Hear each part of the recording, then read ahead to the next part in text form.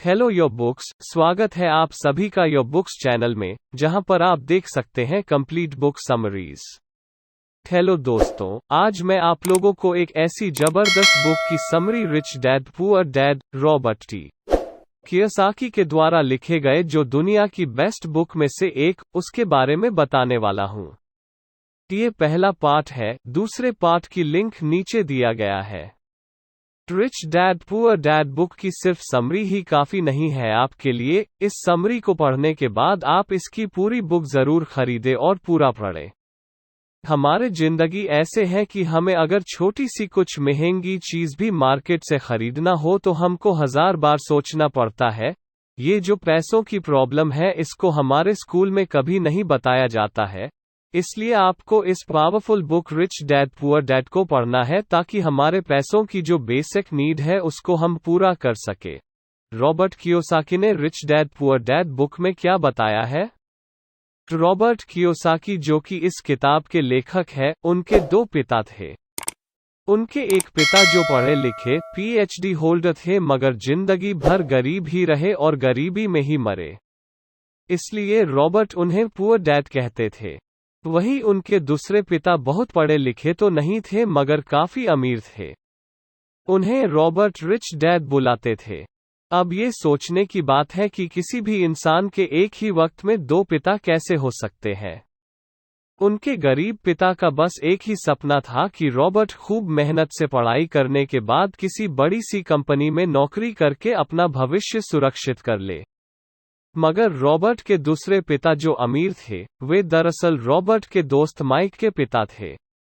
वे चाहते थे कि रॉबर्ट अपनी जिंदगी में कुछ चैलेंज ले, क्योंकि सारे सबक सिर्फ स्कूल में ही नहीं सीखे जाते। कुछ सबक ऐसे होते हैं जिन्हें इंसान अपनी जिंदगी के तजुर्बों से ही सीखता है। स्कूली पढ़ाई सिर्फ अच्छे ग्रेड्स दिला सकती है मगर जिंदगी की पढ़ाई बहुत कुछ सिखाती है। बेशक पढ़ाई लिखाई की अपनी अहमियत है मगर सिर्फ इसके भरोसे बैठकर ही सब कुछ हासिल नहीं किया जा सकता। लेसन 1, अमीर लोग पैसे के लिए काम नहीं करते। Rich dad poor dad book summary in Hindi. एक बार एक आदमी था जिसके पास एक गधा था। जब भी उसे अपने गधे से कुछ मेहनत करवानी होती थी तो वे एक गाजर को उसके सामने लटका देता था। उस गाजर को देखते ही गधा उसे खाने के लालच में काम करता चला जाता था। उसे उम्मीद थी कि एक दिन वो उस गाजर तक पहुंच ही जाएगा। अब ये उस आदमी के लिए तो एक अच्छी तरकीब बन गई मगर बेचारे गधे को कभी भी वो गाजर नहीं मिल पाए। क्यों? इसलिए कि वो गाजर बस एक छलावा है। बहुत से लोग ठीक उस गधे की तरह ही होते हैं। वे मेहनत पर मेहनत किए चले जाते हैं, इस उम्मीद में कि एक दिन वे अमीर बन जाएंगे। मगर पैसा उनके लिए महज एक सपना बन के रह जाता है। इस सपने के पीछे भागने से आप उस तक कभी नहीं पहुंच सकते। तो पैसे के लिए काम करने के बजाय पैसे को अपने लिए काम करने दे। जब आप अमीर बनना चाहते हैं तो सिर्फ पैसे कमाने के लिए काम ना करें, क्योंकि जैसे ही हम अमीर बनने की राह में कदम बढ़ाते हैं, हमारा डर और लालच हम पर हावी होने लगता है कि कहीं हम गरीब के गरीब ही ना रह जाए। इसी डर से हम और ज्यादा मेहनत करने में जुट जाते हैं। फिर हमारा लालच हम पर हावी होने लगता है। हम उन सारी खूबसूरत चीजों की कल्पना करने लगते हैं जो पैसे से हासिल की जा सकती है। अब यही डर और लालच हमें ऐसे चक्कर में उलझा देता है जो कभी खत्म ही नहीं होता। तो हम अब और मेहनत करते हैं कि और ज्यादा कमा सके और फिर हमारा खर्च भी उसी हिसाब से बढ़ने लगता है। इसको ही अमीर डेड रैट रेस कहते हैं। अब इसका नतीजा ये हुआ कि हम पैसे कमाने के लिए हद से ज्यादा मेहनत करते हैं, खर्च करते हैं।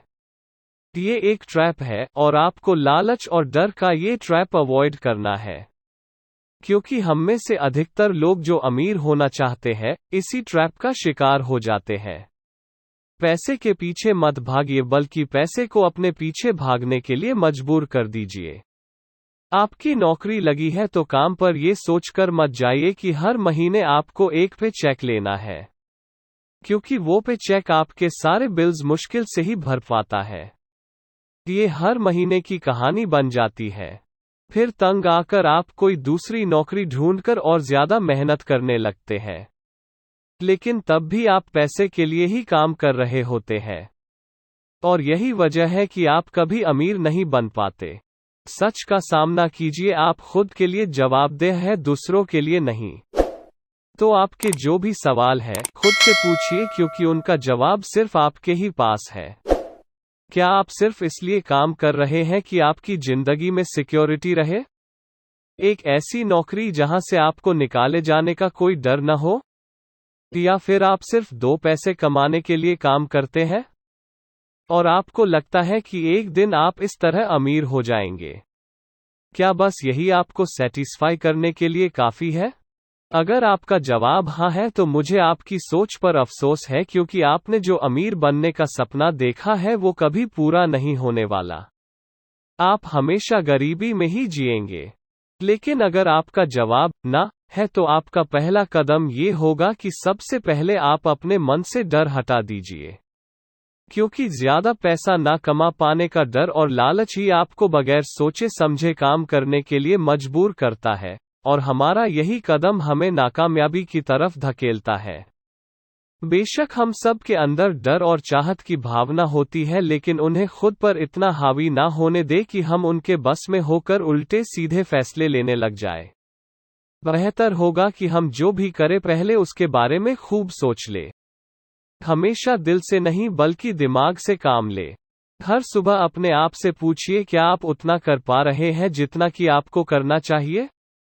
क्या आप अपनी पोटेंशियल का पूरा इस्तेमाल कर पा रहे हैं? आम लोगों की तरह सोचना छोड़ दीजिए जो काम सिर्फ और सिर्फ पैसे के लिए करते हैं। ये सोचना छोड़ दीजिए कि मेरा बॉस कम पैसा देता है, मुझे ज्यादा मिलना चाहिए, मैं इससे ज्यादा कमा सकता हूँ। याद रखिए, आपकी परेशानियों के लिए सिर्फ आप जिम्मेदार हैं, कोई और नहीं। बॉस आपकी सैलरी नहीं बढ़ाता तो उसे इल्जाम मत दीजिए, टैक्स को इल्जाम मत दीजिए। जब आप खुद की समस्याओं की जिम्मेदारी लेते हैं तब सिर्फ आप ही उसका हल निकाल सकते हैं। यही वो पहला सबक है जो अमीर डैड ने रॉबर्ट को सिखाया। इस सबक का एक पार्ट ये भी था कि अमीर डैड ने उन्हें एक कन्वीनियंस स्टोर में काम पर लगा दिया। उन्हें इस काम के कोई पैसे नहीं मिले, वे बस काम करते रहे। इसका फायदा ये हुआ कि वे अपने दिल से काम में लगे रहे और इस दौरान कई नए आइडिया उनके दिमाग में आते रहे। पैसे को अपने पीछे कैसे भगाया जाए इस बारे में उन्हें कई विचार मिले। उन्होंने देखा कि उस स्टोर की क्लर्क कॉमिक्स बुक के फ्रंट पेज को 2 हिस्सों में फाड़ देती थी। आधा हिस्सा वो रख लेती और आधा हिस्सा फेंक देती थी। देर शाम स्टोर में एक डिस्ट्रीब्यूटर आया करता था। वो कॉमिक्स बुक के ऊपरी आधे हिस्से को क्रेडिट के लिए लेता और बदले में नई कॉमिक्स बुक्स दे जाया करता। एक दिन उन्होंने उस डिस्ट्रीब्यूटर से पूछा कि क्या वो पुरानी कॉमिक्स बुक्स ले सकते हैं। वो इस शर्त पर मान गया कि वे उन कॉमिक्स को बेचेंगे नहीं। ये उनके दिमाग में बिजनेस का एक नया आइडिया था। उन्होंने वे पुरानी कॉमिक बुक्स अपने दोस्तों और बाकी बच्चों को पढ़ने के लिए किराए पर देनी शुरू कर दी। बदले में वे हर किताब का 10 सेंट किराया वसूल करते थे। हर किताब सिर्फ 2 घंटे के हिसाब से पढ़ने के लिए दी जाती थी। तो असल मायनों में वे उन्हें बेच नहीं रहे थे। उन्हें उस गराज पर काम भी नहीं करना पड़ा जहां से वे कॉमिक्स किराए पर देते थे। उन्होंने माइक की बहन को काम पर रखा जिसके लिए उसे हर हफ्ते $1 दिया जाता। एक ही हफ्ते में उन्होंने $9.5 कमाए। इस तरह उन्होंने सीखा कि पैसे को खुद के लिए काम करने दो, ना कि आप पैसे के लिए काम करो। लेसन 2, फाइनेंशियल लिटरेसी क्यों सीखना चाहिए? Rich dad poor dad book summary in Hindi 1923 में एजवाटर बीच होटल, शिकागो में एक मीटिंग हुई। दुनिया के बहुत से लीडर और बेहद अमीर बिजनेसमैन इस मीटिंग का हिस्सा बने। इनमें से थे एक बहुत बड़ी स्टील कंपनी के मालिक चार्ल्स शवाब और समूअल इंसुल, उस वक्त की लार्जेस्ट यूटिलिटी प्रेसिडेंट, और बाकी कई और बड़े बिजनेसमैन। इस मीटिंग के 25 साल बाद इनमें से कई लोग गरीबी में मरे, कुछ ने खुदकुशी कर ली थी और कईयों ने तो अपना दिमागी संतुलन खो दिया था। असल बात तो ये है कि लोग पैसे कमाने में इतने मशगूल हो जाते हैं कि वो ये खास बात सीखना भूल जाते हैं कि पैसे को रखा कैसे जाए। आप चाहे जितना मर्जी पैसा कमा ले, उसे बनाए रखना असली बात है, और अगर ये हुनर आपने सीख लिया तो आप किसी भी आड़े टेढ़े हालात का सामना आसानी से कर लेंगे। लॉटरी में मिलियन जीतने वाले लोग कुछ सालों तक तो मजे से जीते हैं मगर फिर वापस उसी पुरानी हालत में पहुंच जाते हैं। अधिकतर लोगों के सवाल होते हैं कि अमीर कैसे बने, या अमीर बनने के लिए क्या करे। इन सवालों के जवाब से अधिकतर लोगों को निराशा ही होती है। मगर इसका सही जवाब होगा कि पहले आप फाइनेंशियली लिटरेट बनना सीखें। तो देखिए, अगर आपको एम्पायर स्टेट बिल्डिंग खड़ी करनी है तो सबसे पहले आपको एक गहरा गड्ढा खोदना पड़ेगा, फिर उसके लिए एक मजबूत नींव रखनी पड़ेगी। लेकिन अगर आपको एक छोटा सा घर बनाना हो तो एक 6 इंची कंक्रीट स्लैब डालकर भी आपका काम चल जाएगा। मगर अफसोस तो इसी बात का है कि हम में से ज्यादातर लोग 6 इंची स्लैब पर एक एम्पायर स्टेट बिल्डिंग खड़ी करना चाहते हैं, और वे ऐसा करते भी हैं तो जाहिर है कि बिल्डिंग टूटेगी ही टूटेगी। गरीब डैड रॉबर्ट से बस यही चाहते थे कि वे खूब पढ़ाई करे, लेकिन अमीर डैड उसे फाइनेंशियली लिटरेट बनना चाहते थे। ज्यादातर स्कूल सिस्टम बस घर बनाना सिखाते हैं, मजबूत फाउंडेशन नहीं। स्कूली शिक्षा और पढ़ाई की अपनी अहमियत है मगर असल जिंदगी में यही सब कुछ नहीं है। रूल नो 1, लायबिलिटीज और एसेट्स के बीच फर्क समझे और एसेट्स खरीदे। सुनने में बड़ी आसान बात लगती है, लेकिन यही एक रूल है जो आपको अमीर बनाने में मदद करेगा।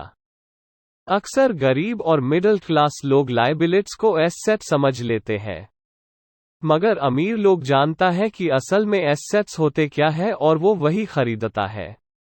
अमीर डैड किस प्रिंसिपल में यकीन रखते हैं जिसका मतलब है keep it simple stupid.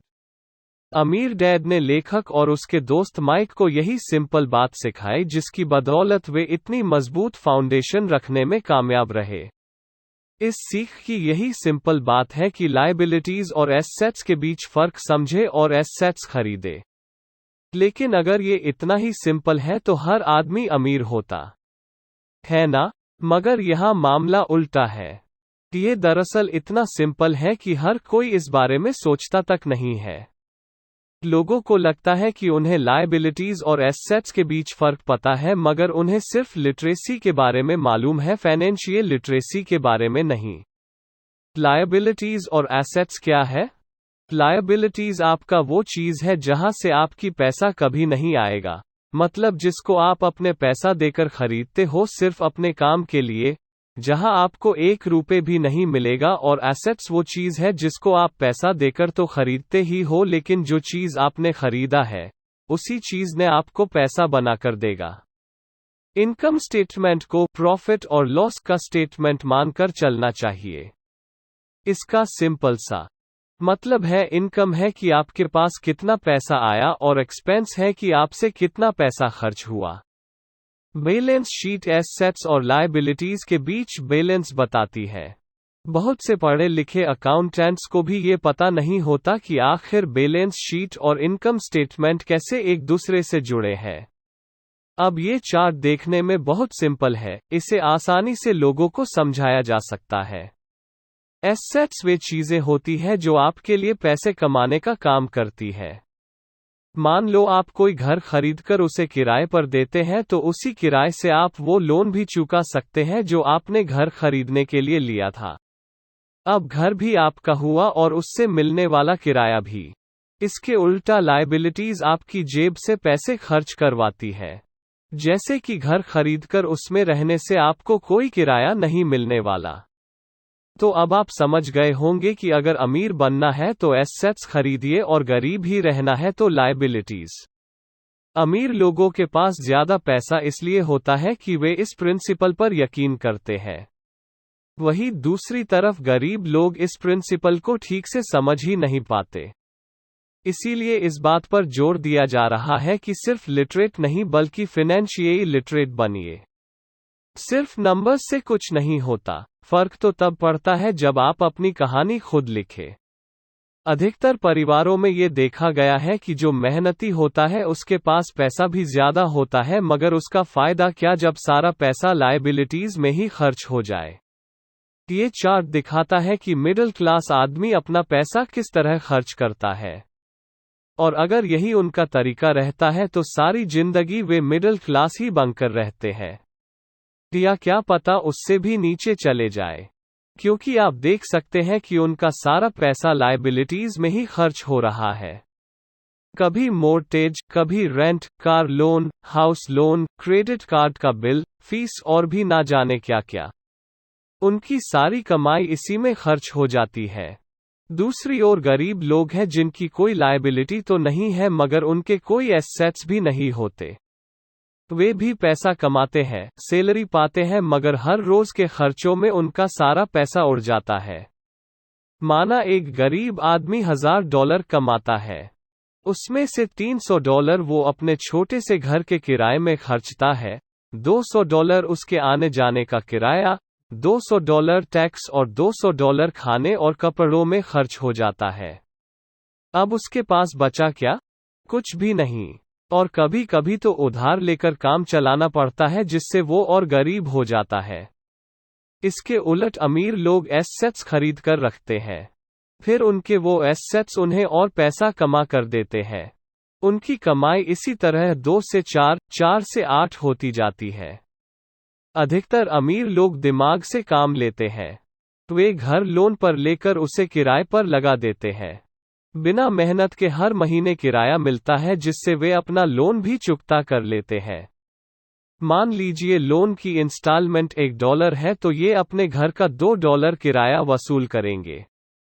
$1 bank को देंगे, $1 अपनी जेब में। तो हो गया ना ये बिना मेहनत के पैसा कमाना। तो असल में अमीर डैड और गरीब डैड के बीच बस सोच का फासला है। अपना पैसा कैसे खर्चे सिर्फ यही मुद्दे की बात है और कुछ नहीं। 1960 के दिनों में अगर बच्चों से पूछा जाता था कि वे बड़े होकर क्या बनेंगे तो सबके पास यही जवाब होता था कि वे अच्छे ग्रेड्स लाएंगे और डॉक्टर बनेंगे। तब सबको यही लगता था कि अच्छे ग्रेड्स लेकर वे बहुत पैसा कमा सकेंगे। हालांकि उनमें से बहुत बच्चे आज बड़े होकर डॉक्टर बन चुके हैं। इसके बावजूद उनमें से काफी लोग आज भी फाइनेंशियली स्ट्रगल करते नजर आएंगे, क्योंकि उन्हें हमेशा यही लगा कि ज्यादा पैसा कमाने से उनकी सारी परेशानियां दूर हो जाएंगी। मगर आज के दौर में ऐसा नहीं है। आज बहुत से बच्चे फेमस एथलीट बनना चाहते हैं, या फिर सीईओ, या फिर कोई मूवी स्टार या रॉक स्टार, क्योंकि उन्हें पता है कि सिर्फ अच्छी पढ़ाई और अच्छे ग्रेड्स के भरोसे बैठकर वे करियर में सक्सेस नहीं पा सकते। आजकल फाइनेंशियल नाइटमेयर बहुत आम हो गया है। अक्सर नए शादीशुदा जोड़े ये सोचते हैं कि उनकी सैलरी अब डबल हो जाएगी क्योंकि दोनों जने कमा रहे हैं। एक छोटे से घर में रहते हुए वे अब बड़े घर के सपने देखते हैं, इसलिए वे पैसा बचाना शुरू कर देते हैं। इसकी वजह से उनका सारा ध्यान सिर्फ अपना करियर बनाने पर होता है। उनकी कमाई बढ़ने लगती है तो जाहिर है उसी हिसाब से खर्चे भी। अब जब आप फाइनेंशियली लिटरेट हुए बिना पैसा बनाते हैं या बिना सोचे समझे उसे खर्च करते हैं तो होता ये है कि आप पहले से भी ज्यादा खर्च करने लगते हैं। ये एक ऐसा चक्कर है जो फिर चलता ही रहता है। नए जोड़े ने अब इतना पैसा कमा लिया कि वे एक बड़ा घर खरीद सके। उन्हें तो यही लगेगा कि वे अब थोड़े अमीर हो गए हैं, मगर असलियत तो ये है कि बड़े घर के साथ उन्होंने नई लायबिलिटीज भी खरीद ली है। उनके कैश फ्लो में अब प्रॉपर्टी टैक्स का खर्च बढ़ गया। अब उन्हें एक नई गाड़ी भी चाहिए, फर्नीचर भी, सब कुछ नया। उनकी लायबिलिटीज बढ़ती ही चली जा रही है, और ज्यादातर होता यही है कि इनकम के साथ साथ खर्चे भी बढ़ने लगते हैं। फिर एक दिन अचानक इस सच्चाई का खुलासा होता है, मगर तब तक हम इस रेट रेस में बुरी तरह फंस चुके होते हैं। फिर ऐसे ही लोग हमारे लेखक रॉबर्ट के पास आकर पूछते हैं कि अमीर कैसे बना जाए। अब यही सवाल तो मुसीबत की जड़ है, क्योंकि सबको लगता है कि पैसा ही हर चीज का इलाज है। ये मानना ही एक बड़ी गलती है। उनकी समस्या ये नहीं है कि वे ज्यादा नहीं कमा रहे, बल्कि ये है कि जो कुछ उनके पास है उसे हैंडल कैसे करें। एक कहावत है जो यहाँ पर लागू होती है, जब तुम खुद को एक गहरे गड्ढे में पाओ तो और खोदना छोड़ दो। क्यों ज्यादातर लोग पब्लिक स्पीकिंग से घबराते हैं? मनोचिकित्सकों का मानना है कि लोग इसलिए घबराते हैं क्योंकि उन्हें रिजेक्शन का डर होता है और उससे अलग होने का भय होता है। लोग हमारे बारे में क्या सोचेंगे या हम पर कहीं हंस ना दे, यही सोचकर अधिकांश लोग पब्लिक स्पीकिंग से दूर भागते हैं। वे वही करना पसंद करते हैं जो सब कर रहे होते हैं। वे खुद को भीड़ का हिस्सा बनाकर संतुष्ट हो जाते हैं। आपका घर आपका सबसे बड़ा एसेट है, लोन लीजिए। अब प्रमोशन हो गया है, अब सैलरी बढ़ गई है तो नया घर लो। यही सब बातें हम लोगों से सुनते रहते हैं और फिर हम भी उसी रास्ते पर चल पड़ते हैं क्योंकि जो सब कर रहे हैं वो जरूर सही होगा, है कि नहीं? मगर नहीं, ऐसा बिल्कुल नहीं है। अमीर डैड ने कहा था कि जापानीज लोग 3 चीजों की ताकत जानते थे: तलवार, कीमती जवाहरात और शीशा। तलवार बाजुओं की ताकत का प्रतीक है, कीमती जवाहरात पैसे की ताकत का और शीशा खुद के अंदर छुपी हुई ताकत को दिखाता है, और वही हमारी सबसे बड़ी ताकत है। जब आप खुद को जानते हो, शीशे के सामने अगर आप खुद से सवाल पूछ सकते हो कि मैं सही हूं या मुझे भी भीड़ का हिस्सा बनकर रहना चाहिए, तो जो जवाब आपको मिलेगा वही आपकी असली ताकत है। गरीब और मिडिल क्लास खुद को पैसे का गुलाम बनने देते हैं, इसीलिए वो कभी अमीर नहीं बन पाते। 16 साल के रॉबर्ट और माइक अमीर डैड के साथ हर उस मीटिंग में जाया करते थे जो वे अपने अकाउंटेंट, मैनेजर्स, इन्वेस्टर और एम्प्लॉइयों के साथ रखा करते। यहाँ एक ऐसे अमीर डैड देखने को मिलते हैं जो पढ़े लिखे नहीं है, जिन्होंने 13 साल में ही स्कूल छोड़ दिया था, मगर आज वो मीटिंग्स रखते हैं, अपने नीचे काम करने वाले पढ़े लिखे लोगों को ऑर्डर देते हैं, उन्हें बिजनेस के टिप्स समझाते हैं। एक ऐसा इंसान जो भीड़ का हिस्सा नहीं बना, जिसने रिस्क लिया और जिसने लोगों की परवाह नहीं की, जिसे ये डर नहीं था कि लोग उसके बारे में क्या सोचेंगे। इन मीटिंग्स का नतीजा ये हुआ कि लेखक और उनका दोस्त दोनों ही स्कूली पढ़ाई में मन नहीं लगा पाए। जब भी उनकी टीचर कोई काम देती थी, उन्हें रूल्स के हिसाब से करना होता था। उन्हें एहसास हुआ कि स्कूली पढ़ाई किस तरह से बच्चों की प्रतिभा को निखरने नहीं देती। उनकी क्रिएटिविटी को मारकर उन्हें एक सांचे में ढालकर इस समाज का एक मशीनी हिस्सा भर बना देती है, और उन्हें टीचर की इस बात से भी इनकार था कि अच्छे ग्रेड्स लाकर ही सक्सेसफुल और अमीर बना जा सकता है। एक दिन रॉबर्ट की अपने गरीब डैड से बहस हो गई। उनके पिता का मानना था कि उनका घर उनके लिए सबसे बेस्ट इन्वेस्टमेंट है, मगर वो एक रैट रेस में भाग रहे थे। उनकी इनकम और खर्चे बराबर ही थे। उन्हें पूरा करने के लिए उनके पास एक पल की भी फुर्सत नहीं थी। यही बात रॉबर्ट उन्हें समझाना चाह रहे थे कि उनके पिता के लिए वो घर एसेट नहीं, लायबिलिटी है। घर पर उनके पैसे खर्च हो रहे थे, बदले में मिल कुछ नहीं रहा था। ये बात उनके गरीब डैड समझ नहीं पा रहे थे और यही फर्क था गरीब और अमीर डैड के बीच। खैर, उनकी बहस चलती रही। उन्होंने अपने गरीब पिता को बताया कि अधिकतर लोगों की जिंदगी लोन चुकाने में ही निकल जाती है। जिस घर को वे खरीदते हैं उसके लिए वे 30 साल तक लोन भरते हैं, फिर एक और बड़ा घर लेते हैं और पुराना लोन रिन्यू करवाते हैं। अब घर की कीमत भी उसी हिसाब से बढ़ेगी या नहीं ये निर्भर करता है। कुछ लोग ऐसे भी हैं जिन्होंने घर खरीदने के लिए एक बड़ी रकम ली थी। जितनी घर की कीमत नहीं थी उससे ज्यादा कर्ज उनके सर पर चढ़ गया। इसका सबसे बड़ा नुकसान लोगों को ये होता है कि वे बाकी जगह इन्वेस्टमेंट नहीं कर पाते क्योंकि उनका सारा पैसा उस घर पर लगा है। उन्हें कभी इन्वेस्टमेंट करने का मौका ही नहीं मिल पाता और ना ही वे इस बारे में कुछ सीख पाते हैं, और इस तरह कई एसेट्स उनके हाथ से निकल जाते हैं। अगर इसके बदले लोग सिर्फ एसेट्स पर ध्यान दें तो उनका फ्यूचर कहीं ज्यादा बेहतर हो सकता है। अब उदाहरण के लिए रॉबर्ट की पत्नी के पेरेंट्स एक बड़े से घर में शिफ्ट हो गए। उनका सोचना था कि अपने लिए बड़ा और नया घर लेना एक सही फैसला है। क्योंकि बाकियों की तरह उन्हें भी घर लेना एक एसेट्स लगता था। मगर वे ये जानकर हैरान रह गए कि उस घर का प्रॉपर्टी टैक्स $1000 था। ये उनके लिए एक बड़ी कीमत थी। और क्योंकि वे रिटायर हो चुके थे तो इतना पैसा टैक्स के रूप में भरना उनके रिटायरमेंट बजट के बाहर था। बेशक हम ये नहीं कह रहे कि आप एक नया घर ना लें, बल्कि हम समझाना चाहते हैं कि जितने पैसे से आप एक बड़ा घर लेंगे उतने पैसे आप किसी एसेट में इन्वेस्ट करें तो बेहतर होगा। आपका एसेट आपके लिए कमाई करेगा और कुछ ही समय बाद आपके पास इतना पैसा होगा कि आप आसानी से मनपसंद घर ले पाएंगे, वो भी बिना किसी लोन के। अमीर और ज्यादा अमीर क्यों होते रहते हैं, वही मिडिल क्लास आगे क्यों नहीं बढ़ पाते? इसके पीछे भी एक वजह है। कारण सीधा है, अमीर एसेट खरीदते हैं जो उनका पैसा दुगना करता रहता है।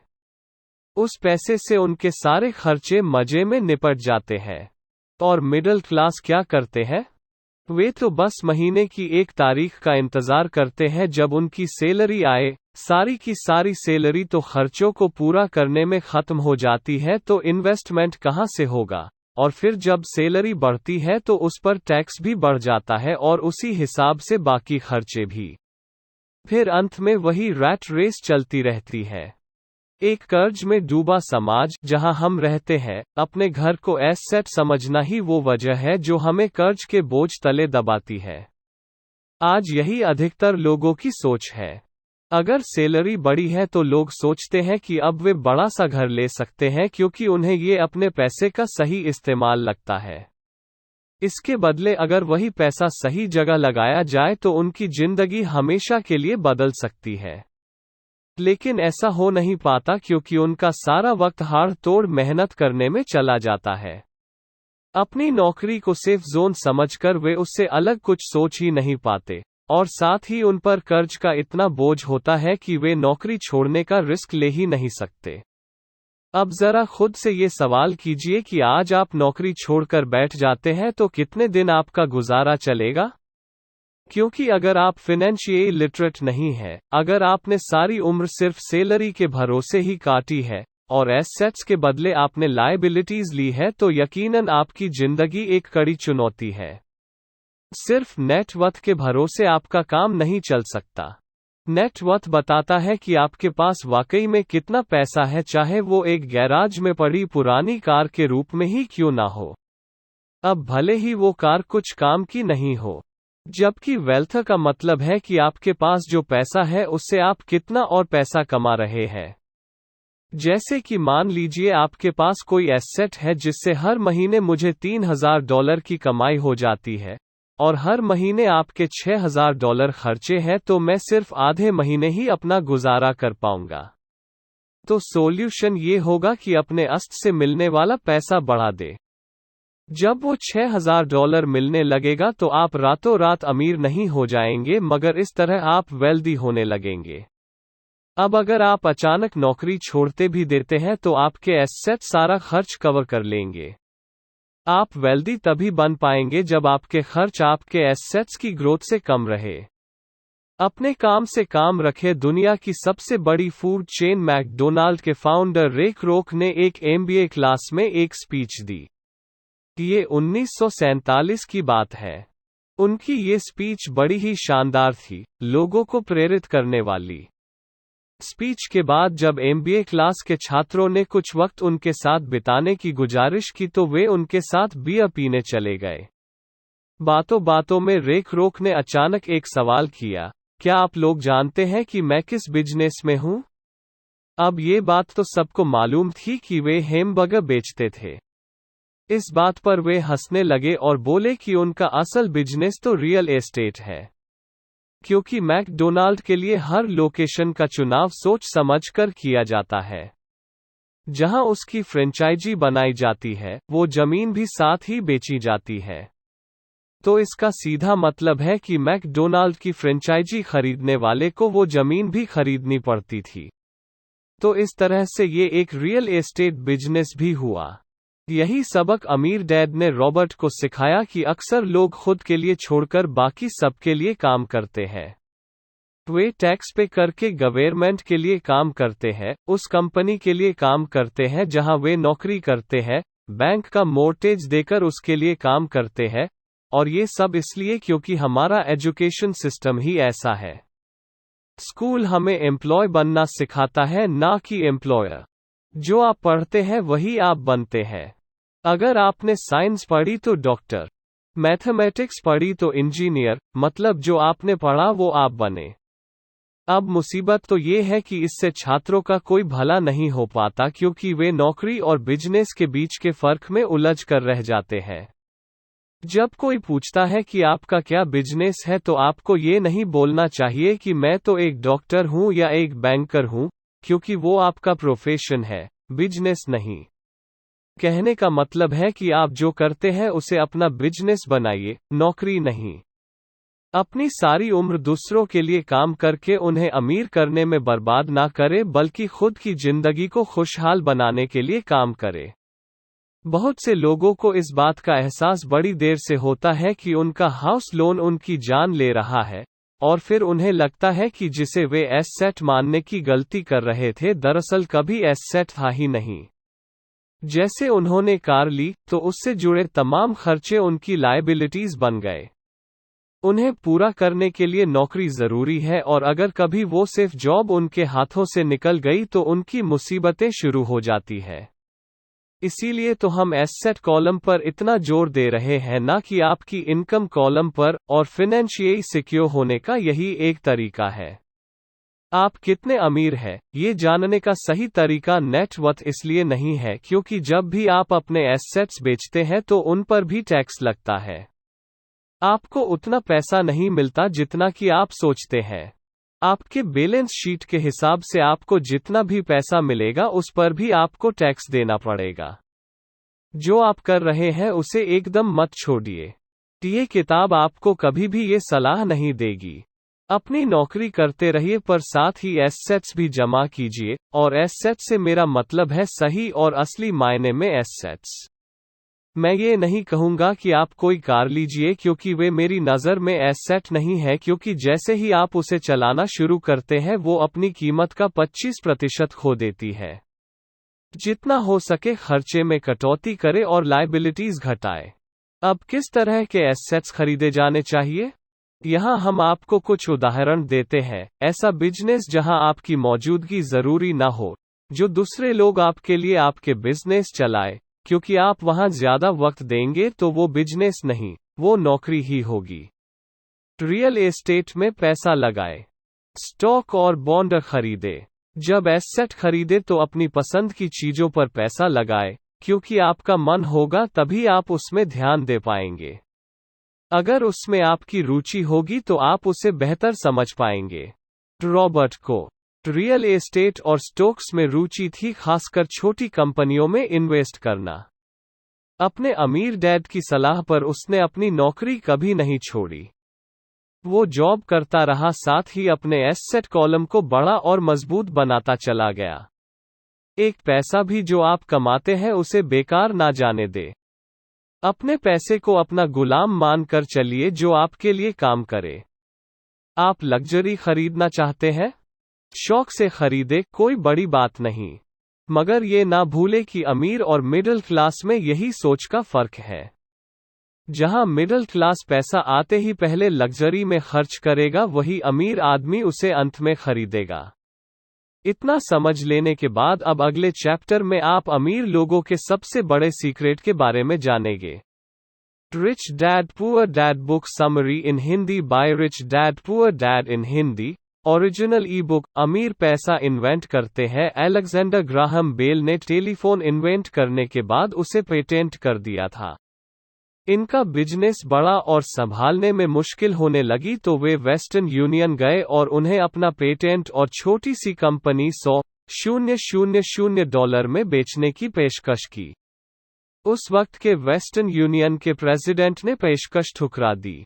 उन्हें ये दाम कुछ ज्यादा लग रहे थे, और फिर उसके बाद एक बड़ी कंपनी का जन्म हुआ। रॉबर्ट 1984 से प्रोफेशनल तौर पर पढ़ा रहे हैं। एक चीज जो हजारों लोगों को पढ़ाने के बाद उन्होंने जानी वो ये कि उन सब लोगों में पोटेंशियल था। बल्कि हर एक इंसान में पोटेंशियल है जो हमें महान बना सकती है। इसके बावजूद जो हमें रोकता है वो है खुद पर डाउट रखना। स्कूल छोड़ने के बाद हमें पता चलता है कि जिंदगी में आगे बढ़ने के लिए सिर्फ ग्रेड्स ही काफी नहीं होते। जैसे सिर्फ स्मार्ट लोग ही आगे नहीं बढ़ते बल्कि वे बढ़ते हैं जो बोल्ड भी होते हैं। ये सच है कि फाइनेंशियल जीनियस होने के लिए इसकी नॉलेज भी होनी चाहिए मगर साथ ही हिम्मत और बोल्डनेस भी चाहिए। ज्यादातर लोग पैसे के मामले में कोई रिस्क नहीं लेना चाहते मगर अमीर होने के लिए आपको रिस्क लेने ही पड़ेंगे। क्योंकि हो सकता है आने वाले सालों में एक नया बिल गेट्स पैदा हो या अगला अलेक्जेंडर ग्राहम बेल और बाकी शायद दिवालिया बनकर गरीब हो जाए। अब ये आपकी मर्जी है, आप इनमें से क्या बनना चाहते हैं। अगर आप अपना फाइनेंशियल आईक्यू बढ़ाते हैं तो बहुत कुछ हासिल कर सकते हैं, और अगर नहीं तो आने वाले साल और भी डरावने हो सकते हैं, क्योंकि हर पुराना जाता है तो नया आता है। तो जो आज है वही सबसे खुशहाल वक्त है। आज के दौर में लोग ज्यादा फाइनेंशियली स्ट्रगल कर रहे हैं क्योंकि उनकी सोच अभी भी पुरानी ही है। फिर वे अपनी गलती ना मानकर या तो अपने बॉस को इल्जाम देंगे या नई टेक्नोलॉजी को। जो कभी कल के दौर में एसेट था वही आज लायबिलिटी बन चुका है। तो आपको अपडेट रहने की जरूरत है। रॉबर्ट ने एक गेम डिजाइन किया है जिसे वे कैश फ्लो कहते हैं। ये लोगों को सिखाता है कि पैसा कैसे काम करता है, अमीर बनने की राह क्या है और रेट रेस से बाहर कैसे निकले। ये सारी चीजें इस गेम से समझाने की कोशिश की गई। एक दिन एक औरत आई। गेम खेलने के दौरान उसने एक बोट कार्ड जीता जिसका मतलब था कि उसने उस गेम में एक बोट जीती। वो औरत बड़ी खुश हुई मगर जब उसे पता चला कि बोट लेने के लिए उसे एक बड़ी रकम टैक्स भरनी होगी तो उसकी खुशी गायब हो गई। वो बोट उसके लिए अब एसेट नहीं बल्कि लायबिलिटी बन गई। उसे अब पता चला कि ऐसे तो ये बोट उसकी जान ही ले लेगी। उसे ये आइडिया समझ नहीं आया और रिफंड की मांग की। उसे उसके पैसे वापस मिल गए और वो चली गई। मगर बाद में उसने फोन करके बताया कि उसे अब गेम का आइडिया कुछ समझ आने लगा था। वो उस गेम से अपनी लाइफ को जोड़कर देख पा रही थी। पैसा कैसे काम करता है इस बात को समझ ना पाने की वजह से उसका गुस्सा जायज था। हम भी अक्सर यही करते हैं। जो बात हमारी समझ से परे होती है उस पर हमें गुस्सा आता है और हम जिंदगी की हर परेशानी के लिए उसे ब्लेम करना शुरू कर देते हैं। मगर अगर ठंडे दिमाग से सोचे तो ये तरीका एकदम गलत होगा। बेहतर होगा कि हम उन्हें समझने की कोशिश करें तो गेम ऑफ लाइफ जीत सकते हैं। बहुत से लोग कैश फ्लो गेम में खूब पैसा जीतते हैं, फिर उन्हें समझ नहीं आता कि उस पैसे का क्या करे तो वे हारने लगते हैं। इसकी वजह है उनकी पुरानी सोच जो उनको आगे नहीं बढ़ने देती, और फिर वे बाद में सारा पैसा ही हार बैठते हैं।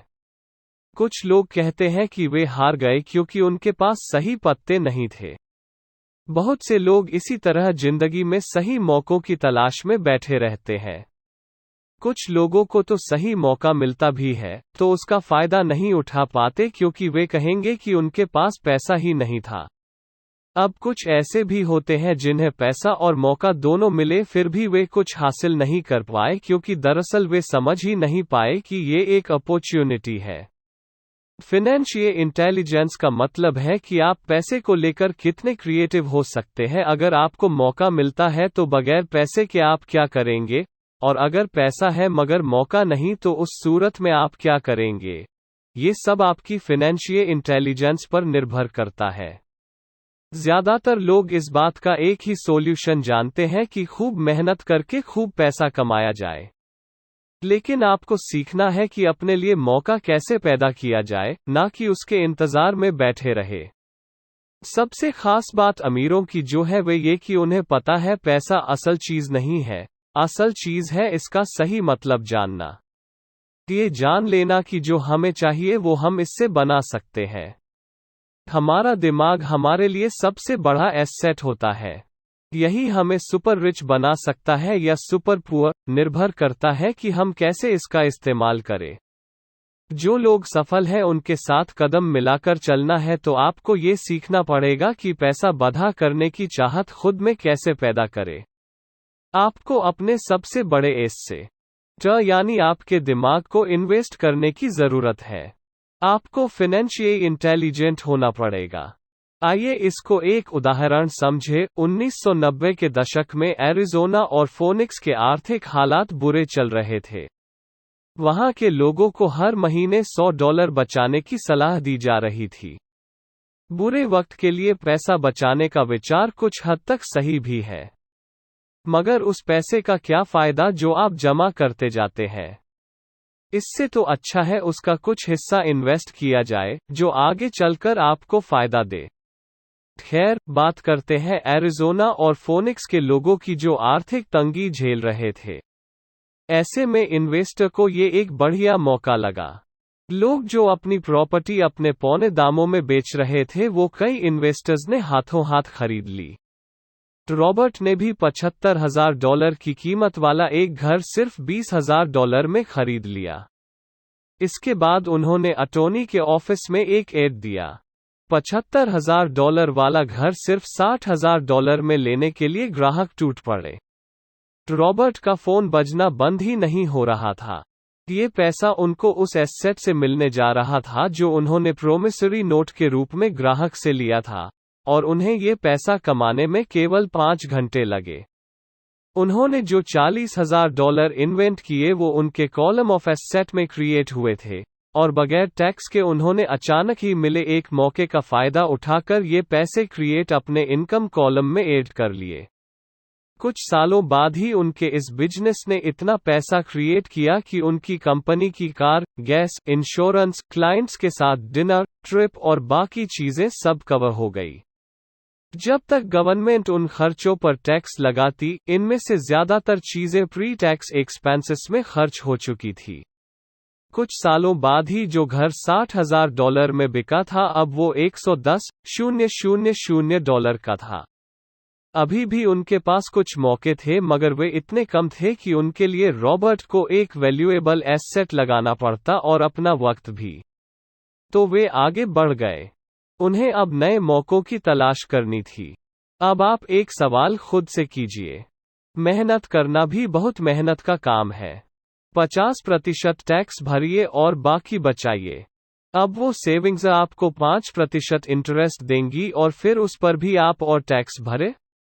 इससे तो अच्छा होगा कि अपना पैसा और टाइम अपने सबसे पावरफुल एसेट यानी अपने दिमाग पर इन्वेस्ट करे और फाइनेंशियली इंटेलिजेंट बने। ये दुनिया कभी एक सी नहीं रहती। जो आज है कल नहीं होगा। कभी मंदी तो कभी तेजी का दौर चलता रहेगा। वक्त के साथ टेक्नोलॉजी और बेहतर होती जाएगी। आज मार्केट ऊपर है तो कल नीचे होगा, खासकर स्टॉक मार्केट तो हर रोज बदलता है, मगर इससे आपको क्या फर्क पड़ेगा अगर आप फाइनेंशियली इंटेलिजेंट है तो? क्योंकि आप तो हर हालात के लिए तैयार रहेंगे। आपको जिंदगी में बेशुमार मौके मिलेंगे जहां आप अपनी फाइनेंशियली इंटेलिजेंट का फायदा उठा सकते हैं। जरूरत है तो बस उन मौकों को लपकने की। अमूमन हम दो तरह इन्वेस्टर देख सकते हैं। पहले वो जो पैकेज इन्वेस्टमेंट खरीदते हैं, और ये काफी आसान और बगैर झंझट का काम है। दूसरे इन्वेस्टर अपने लिए खुद ही इन्वेस्टमेंट क्रिएट करते हैं। इनको आप प्रोफेशनल भी कह सकते हैं। जितना ये इन्वेस्ट करते हैं उससे कई गुना ज्यादा पैसा बना लेते हैं। अब अगर आप इस तरह के इन्वेस्टर बनना चाहते हैं तो आपको खासतौर पर इन 3 स्किल्स को समझने की जरूरत है। नंबर 1, ऐसी अपॉर्चुनिटी ढूंढिए जो बाकी न ढूंढ सके हो। याद रहे, आपकी दिमाग वो देख सकता है जो बाकियों की आंखें भी न देख पाए। नंबर 2, पैसा बढ़ाइए जब पैसे की जरूरत पड़े। मिडिल क्लास केवल बैंक जाता है, मगर दूसरे टाइप के इन्वेस्टर पैसा बढ़ाकर कैपिटल रेज करते हैं। उन्हें हमेशा बैंक की जरूरत नहीं पड़ती। नंबर 3, स्मार्ट लोगों को ऑर्गेनाइज कीजिए। इंटेलिजेंट लोग वे होते हैं जो अपने से ज्यादा स्मार्ट लोगों के साथ मिलकर काम करते हैं, इसलिए इन्वेस्ट करने से पहले अपने इन्वेस्टमेंट एडवाइजर को चुनें।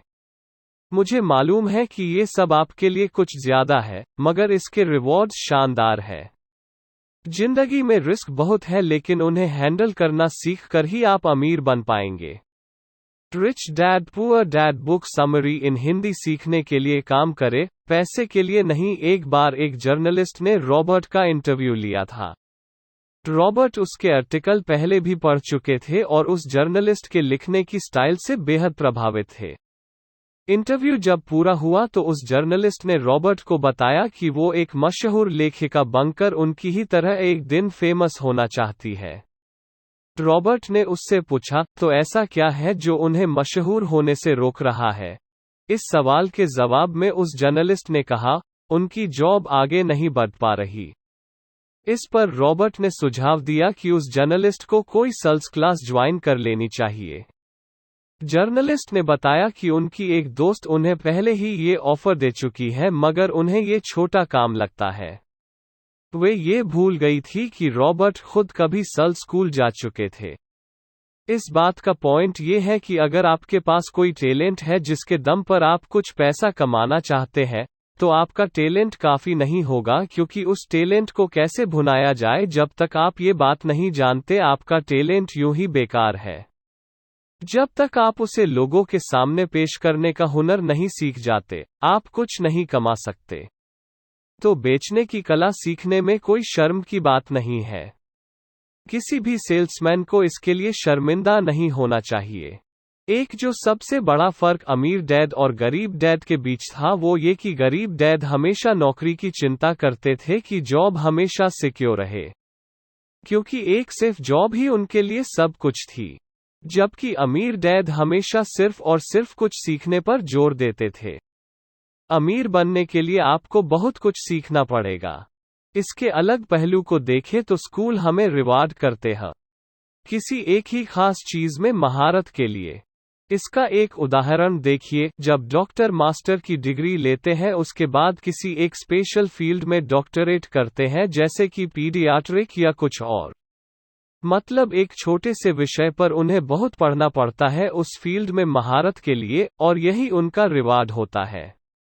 ऐसे ही बहुत कुछ जानने के लिए जो थोड़ा बहुत आप सीखते हैं, वो नॉलेज तभी आएगी जब आप अलग अलग कंपनियों के लिए काम करेंगे, दुनिया की अलग अलग चीजों को जानेंगे, चीजें कैसे काम करती है, ये सभी बातें अनुभव करेंगे, तभी आपकी नॉलेज बढ़ेगी। शायद यही वजह थी कि अमीर डैड छोटे रॉबर्ट और माइक को अपने साथ लेकर जाते थे जब वे अपने डॉक्टर, अकाउंटेंट्स, लॉयर या किसी प्रोफेशनल से मिलने जाते।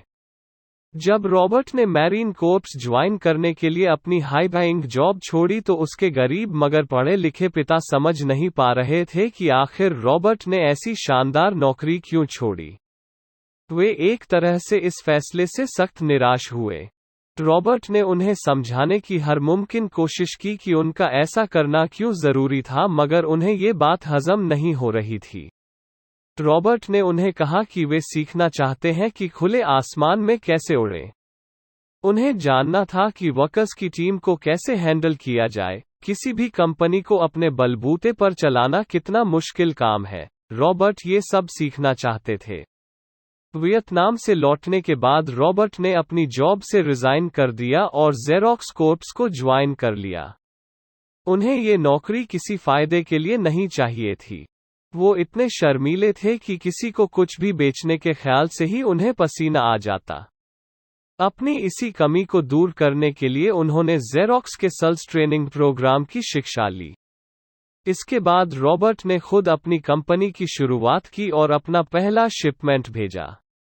वे अगर इसमें नाकामयाब रहते तो पक्का दिवालिया हो जाते, लेकिन उन्होंने ये रिस्क लिया और अपने अमीर डैड की सीख को याद रखा कि बेशक आप 30 की उम्र से पहले दिवालिया होने का रिस्क ले सकते हो, क्योंकि इस उम्र में आपको रिकवर होने का मौका भी मिल जाता है।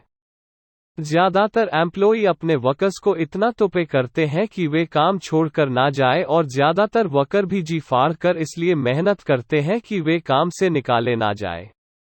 इसलिए तो उन्हें सिर्फ अपनी सैलरी और कंपनी से मिलने वाले फायदों से ही मतलब होता है। इस सोच के साथ उनके कुछ साल तो बढ़िया गुजरते हैं, मगर ये लंबे समय तक काम नहीं करता। तो क्यों ना आप वो सब कुछ अभी सीखें जो आप सीखना चाहते हैं इससे पहले कि आप कोई एक खास प्रोफेशन अपने लिए चुनें, क्योंकि अगर एक बार आपने अपना प्रोफेशन चुन लिया तो आप हमेशा के लिए उसी से बंद कर रह जाएंगे। रॉबर्ट कियोसाकी के बारे में। रॉबर्ट कियोसाकी वास्तव में एक बहुप्रतिभाशाली व्यक्तित्व है। वो एक उद्यमी, निवेशक, प्रेरक वक्ता, लेखक और वित्तीय ज्ञान कार्यकर्ता भी हैं। वो एक जापानी अमेरिकी है जिसका जन्म हिलो, हवाई में हुआ था। दोस्तों, अगर आपको आज का हमारा यह video rich dad poor dad book summary in Hindi अच्छा लगा तो आप इस video rich dad poor dad book summary in Hindi को अपने दोस्तों के साथ शेयर करें। और अगर आपको कुछ भी पूछना है तो नीचे कमेंट करके जरूर पूछें। आपका बहुमूल्य समय देने के लिए दिल से धन्यवाद। और ऐसे ही इंटरेस्टिंग बुक समरीज और नॉलेज से भरे वीडियोस देखने के लिए हमारे चैनल योर बुक्स को सब्सक्राइब करें। अगर आप अपनी किसी पसंदीदा बुक की समरी सुनना चाहते हैं तो उस बुक का नाम हमें ज़रूर बताएं। मैं जल्द ही आपके लिए एक नया वीडियो लेकर आऊँगा। तो चलिए मिलते हैं अगली वीडियो में। आपका समय शुभ हो।